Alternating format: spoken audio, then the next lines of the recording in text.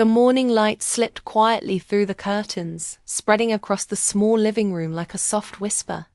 Dust floated in the sunbeams, slow and weightless, just like the silence that now filled Emily's house. She stood by the window, a cup of tea growing cold in her hands. Outside, the maple tree swayed gently, its leaves catching the wind in the way Michael used to love watching. She could almost hear his voice saying, "Autumn's gold never lasts long. Enjoy it while it's here." But he wasn't here anymore. It had been nearly 6 months since Michael passed away. And though the days had softened around the sharp edges of grief, the emptiness still lingered like an echo. Emily's world had grown smaller since then. She still kept the same morning routine: tea first, a quick check on the garden, and then the school run with her 10-year-old son, Ethan. But everything felt quieter now, as if even the walls understood not to speak too loudly. Ethan, on the other hand, had learned to smile through his sadness.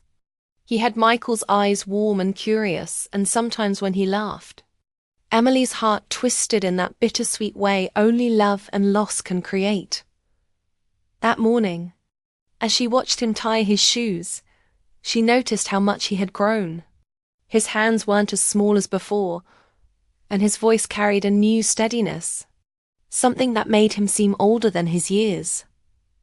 "Mum," he said, breaking her thoughts, "can we visit the lake this weekend?" "The lake?" she asked, setting down her cup. "It's been a while since we went there." "Yeah, Dad used to take us every summer," Ethan said with a soft smile. "He said it's where dreams float because the water listens." Emily felt her throat tighten. She remembered that day Michael teaching Ethan to skip stones across the glassy water, both of them laughing as each stone made smaller and smaller ripples. She took a breath. "All right," she said, smiling faintly. "We'll go." Ethan's face lit up, and for a moment, the heaviness in the room lifted. After he left for school, Emily wandered through the house. Everything was still where Michael had left it: the book he'd been reading, his favorite mug with the chipped handle, even the coat he always wore on rainy days. She couldn't bring herself to move any of it. It wasn't that she couldn't let go. It was that she didn't know what letting go really meant. She stopped by the piano near the hallway. It hadn't been played in months. Michael used to tease her about her hesitant playing. One day, he'd say, "You'll play without thinking, just feeling." Emily smiled softly, her fingers brushing the keys. The sound that came out was quiet and uneven, but somehow honest. The melody filled the room, carrying with it a trace of what once was. As she played, a thought crossed her mind, something she hadn't dared to consider since the funeral. Maybe it was time to live again. Not to forget, but to begin. Still, part of her wasn't sure how. That evening, the sky turned pink as Emily stood at the kitchen counter preparing dinner. Ethan sat at the table, sketching something in his notebook. He had always been a thoughtful child, his imagination big enough to fill the quiet spaces between their words. "What are you drawing?" Emily asked. Ethan turned the notebook toward her. It was a picture of their house with 3 people standing in front of it. Emily smiled at the familiar figures of herself and Ethan, but her breath caught when she saw the third. It was Michael. "He's smiling," Ethan said softly. "I think he'd like that." Emily blinked, her heart both aching and tender. "Yes," she whispered. "He would." They sat in silence for a while, the kind that feels gentle instead of empty. The house smelled like garlic and rosemary, the kind of scent that makes a place feel like home again. Then, as Ethan put his pencil down, he looked up at her and said something unexpected, something that made her pause mid-motion. "Mum," he began quietly, "if Dad's watching us, do you think he still worries about you?" The question hung in the air like a fragile thread. Emily didn't answer right away. She just watched her son's thoughtful face, his eyes filled with an innocent kind of wisdom. Finally, she said, "Maybe. But I think he'd want us to be happy, don't you?" Ethan nodded slowly, as though he understood something deeper than words could reach. With a small smile, he whispered, "Then we should make him proud." Something inside Emily stirred an emotion she hadn't felt in a long time. It wasn't sadness, exactly. It was something softer. Something like hope. As she looked at her son, the golden light of evening washing over them, she realized the quiet might not be emptiness after all.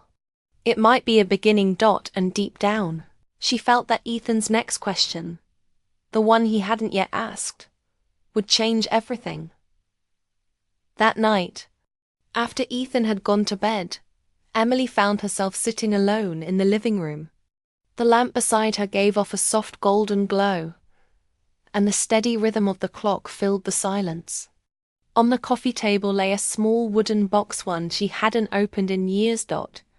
It was Michael's box, the one he used to keep old letters and photographs.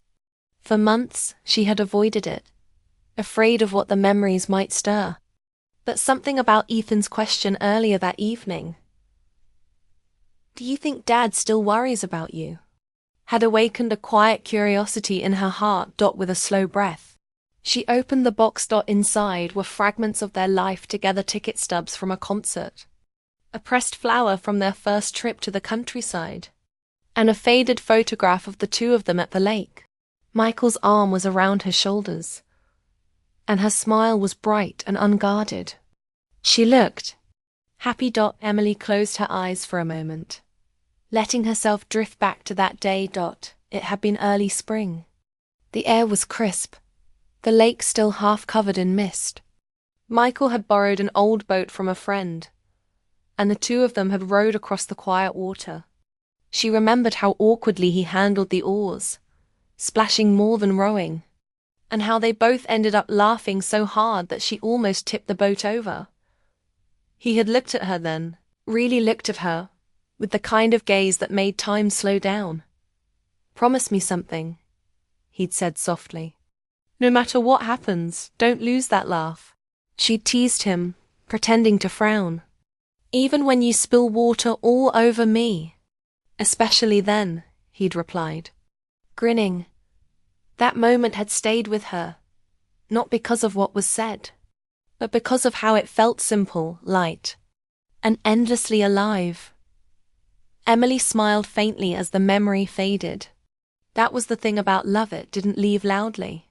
It lingered in the small spaces of life, in songs, in scents, in sunlight that warmed a lonely room. She picked up another photo, this one older. It showed a younger Emily, before Michael, sitting in a university courtyard. Next to her was a man with kind eyes and a thoughtful expression. His name came back to her like a quiet echo. Daniel. It had been so long since she'd thought of him. Daniel had been her first real friend in college, the kind who listened more than he spoke. They'd spent long afternoons studying under the old oak tree, sharing sandwiches and stories about what they wanted out of life.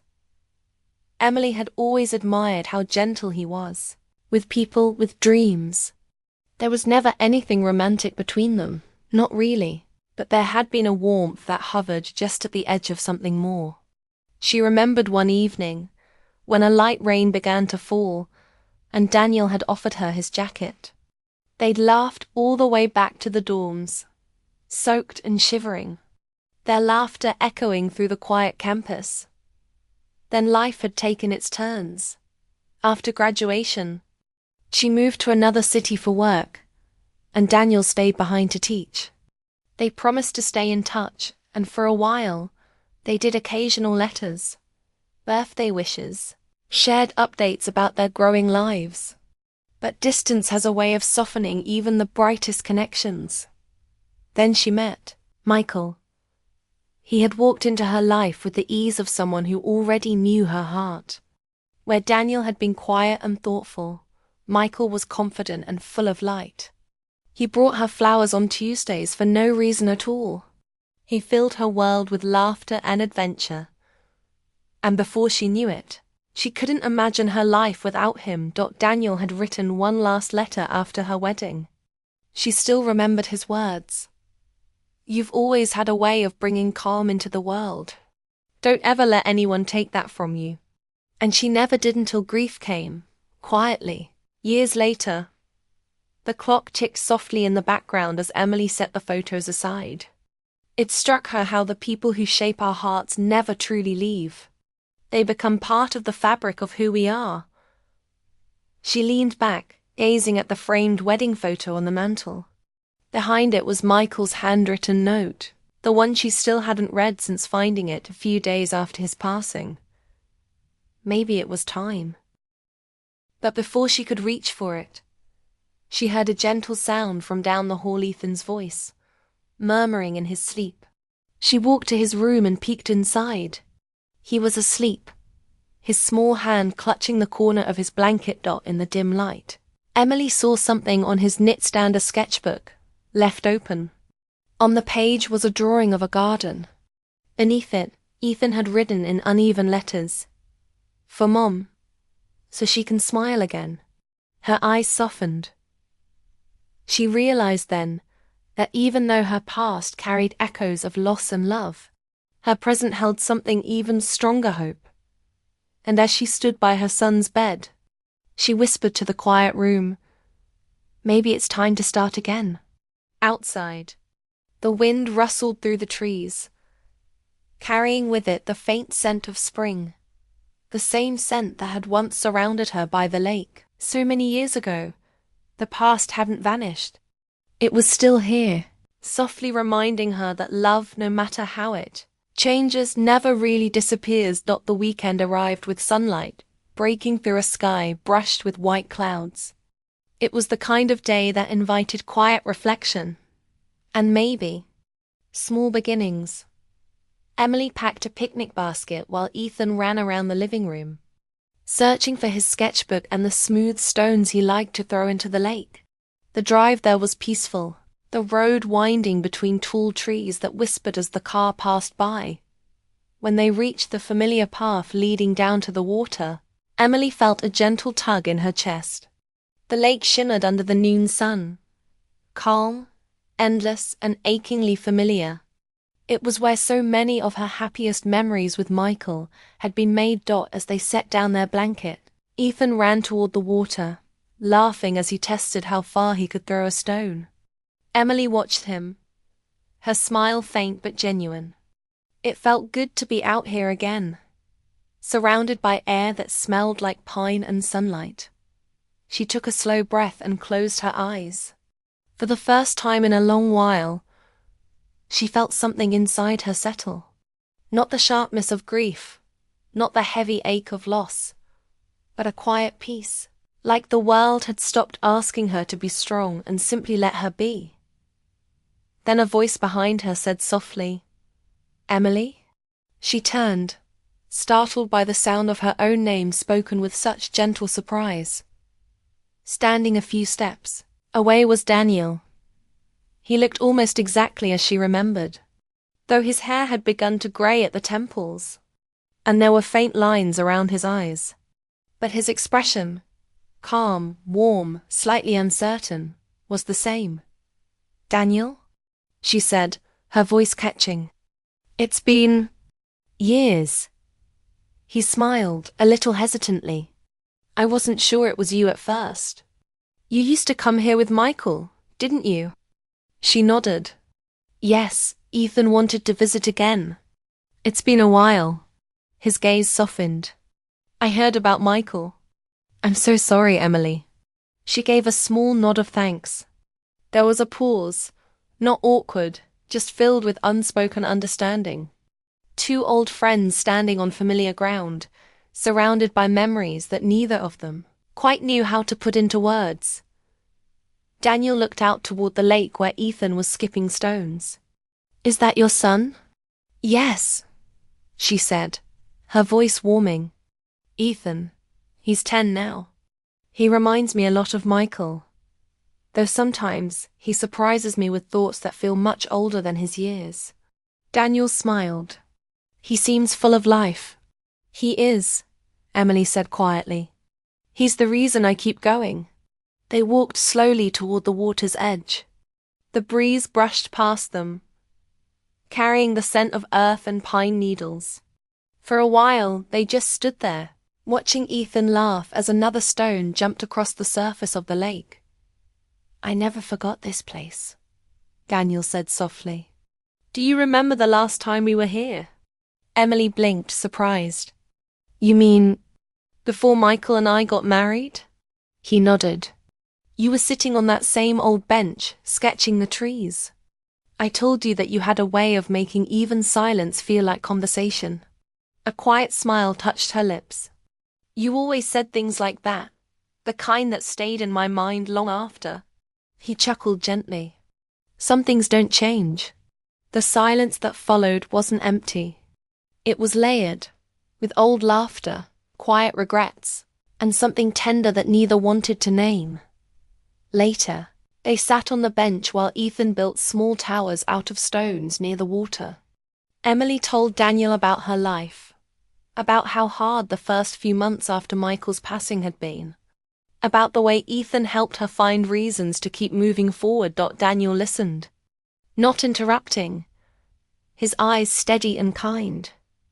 When she finished, he said softly, You've always had strength, Emily. You just forget it sometimes. She met his gaze, and for a moment, the years between them seemed to fade. I think I used to lean on other people's strength too much, she said. Now I'm learning to stand on my own. That's something Michael would have wanted for you, he said gently. The mention of her late husband didn't sting this time. Instead, it felt grounding, like a bridge between past and present. Emily smiled. You knew him a little, didn't you? I did, Daniel replied. We met once at a community event. He spoke about you with so much pride. Said you were his calm in a busy world. Her eyes shimmered.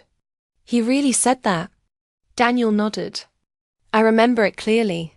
Something about hearing those words, not from memory, but from someone who had heard them firsthand, made Emily's heart tremble. It wasn't romantic. It was human. A reminder that love, in its truest form, leaves traces on everyone it touches. When the afternoon sun began to fade, Ethan ran up to them holding a handful of wildflowers. Mum, he said brightly, I picked these for you. And one for your friend. Daniel laughed softly and accepted the small flower Ethan offered him. Thank you, young man. I'll take good care of it. As they packed up to leave, Emily turned to Daniel. It was good to see you again. I didn't expect this. Neither did I, he said, smiling. That sometimes, life finds gentle ways to bring people back when they need it. Her eyes met his, steady, kind, unhurried. And in that look, there was no promise, no regret. Only understanding, two lives touched by time, loss, and the quiet grace of being seen. As Emily and Ethan walked back toward their car, she glanced over her shoulder. Daniel was still by the lake, watching the water ripple in the fading light. And for the first time in years, Emily didn't feel like she was walking away from the past. She felt like she was walking toward something, undefined, gentle, and new. The following week brought a change in the air, the kind that comes not with thunder or drama, but with a calm sense that something unseen has begun to shift. Emily noticed it first in the way the mornings felt different. The sun seemed warmer, the air lighter. Even her steps around the house carried a little more ease. She didn't realize it yet, but peace had quietly begun to return to her life. One afternoon, she found herself in the backyard, pulling a few weeds from the soil near the old fence. The garden had long been neglected since Michael's passing, but now she felt a soft urge to bring it back to life. Maybe for herself, maybe for Ethan, or maybe for the memory of the man who once promised her, "We'll plant something beautiful here one day." As she worked, Ethan came running outside, his sneakers kicking up tiny clouds of dust. "Mum," he said, holding something in his hand. "Guess who I saw at the store?" Emily looked up. "Who? Mr. Daniel." He said hi, and he gave me this for you. Ethan handed her a small packet of flower seeds. On the front, the label read, "Wildflower Mix for Bright Spaces." A soft smile touched her lips. She turned the packet over and saw a short note written in familiar handwriting. "For the garden you once dreamed of, Daniel." Emily held the packet close for a moment. It wasn't grand or complicated, just a kind gesture, thoughtful and kind, like the man she remembered. A few days later, Daniel stopped by in person. He stood by the fence, holding a small tray of seedlings and a slightly nervous smile. "I didn't mean to intrude," he said. "Ethan mentioned you were starting a garden again.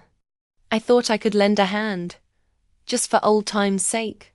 Emily hesitated only for a moment before nodding. "I'd like that." They spent the afternoon working side by side in quiet companionship. The soil was cool beneath their hands, and the scent of earth carried a strange comfort, grounding.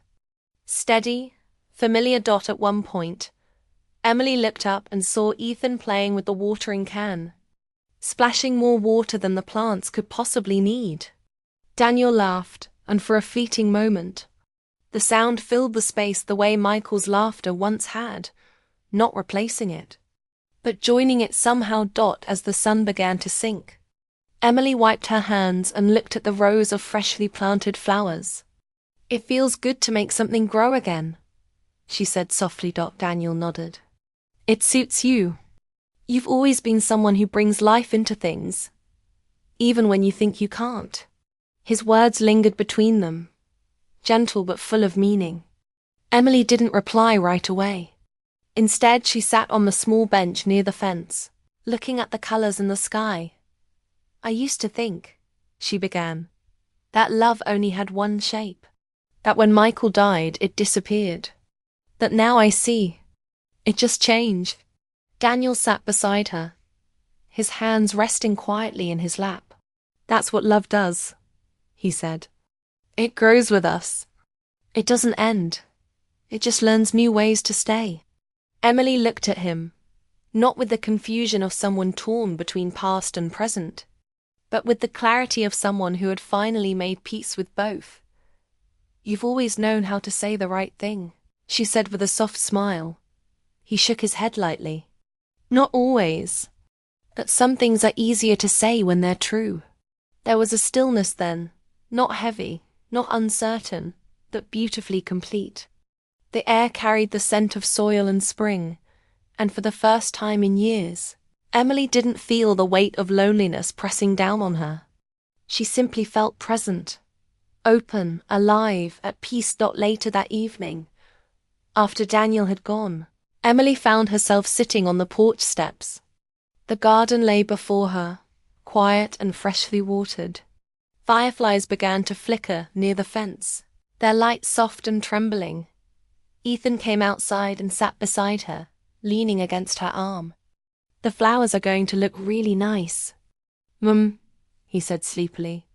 "I think so too," she whispered. He was quiet for a moment, then added, "Dad would be happy you're smiling again."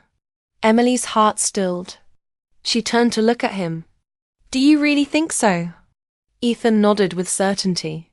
"He told me once, in a dream, that he just wants you to be okay. That's all." Tears filled her eyes, not from sadness, but from the simple truth of her son's words. She wrapped an arm around him, pulling him close. "Then I'll try my best," she said. The two of them sat there in silence as the sky deepened into twilight. Emily looked out at the garden, the soil still damp, the seeds hidden beneath it, and realized that healing often looked exactly like this. Quiet beginnings, small acts of courage and love that learns to breathe again. Somewhere inside, she felt Michael's presence, not as a shadow or memory, but as warmth. And alongside it, the gentle understanding that life would keep moving forward, carrying both the love that was and the love that could still be. She smiled softly and whispered, "Thank you for teaching me how to start again." The wind stirred, brushing through the leaves as if answering back. And in that peaceful moment, surrounded by her son, her memories, and the promise of new life, Emily finally understood. Love never truly leaves. It simply changes shape and keeps on growing.